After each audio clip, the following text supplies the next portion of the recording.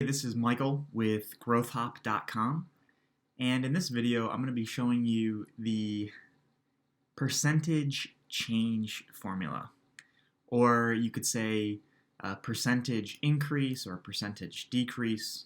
You could also say the delta. Lots of different ways to describe it, but basically you just want to know from one time period to the next or one campaign to the next, what is the percent change. So in this example, I have some advertising performance from a specific campaign, and it's measured over time. So it starts in October and it goes to February. And you can see the corresponding impressions and clicks and the cost associated with it. If you're not familiar with these metrics, that's okay. CPC is a very common one. It's called cost per click, and cost per click is just what each individual click will cost you. So that being said, you want to calculate and see how you're trending. How are you performing? So what I'm going to do is label this percent.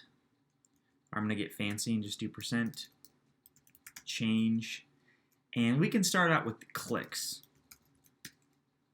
So you want to know, how are you tracking month over month for clicks? Now, if I do the equal sign, it's a very, very simple formula. You're going to do open parentheses, and you're going to go to the current month that you're in.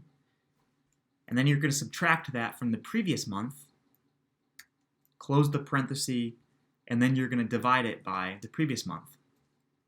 So you can see, very simple formula, new minus old divided by old. And you can see that there was a 78% increase from the previous month in clicks. Now I'm going to throw in a little bonus here.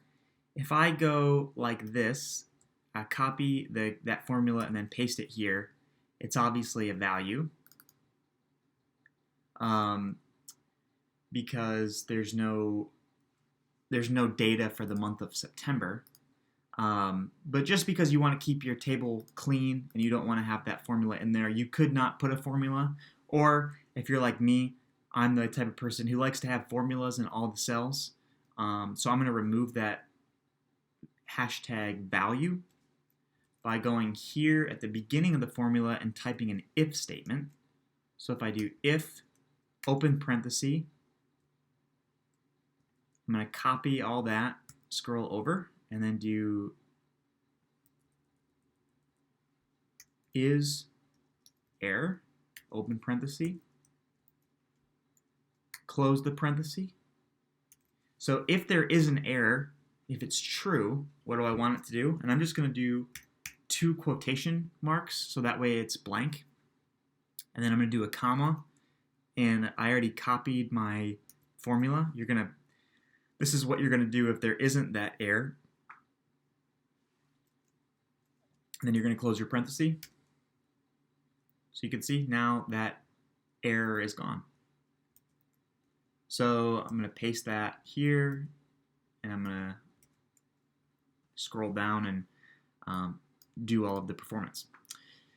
So one other tip here, or benefit of using a platform like Google Sheets, is you can do some additional formatting to make this look nicer, to make your report look nicer.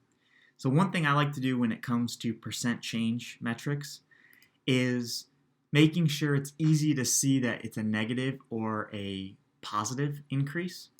So in this case, what I'm going to do is select my range, type in or click the format menu item, scroll down to conditional formatting.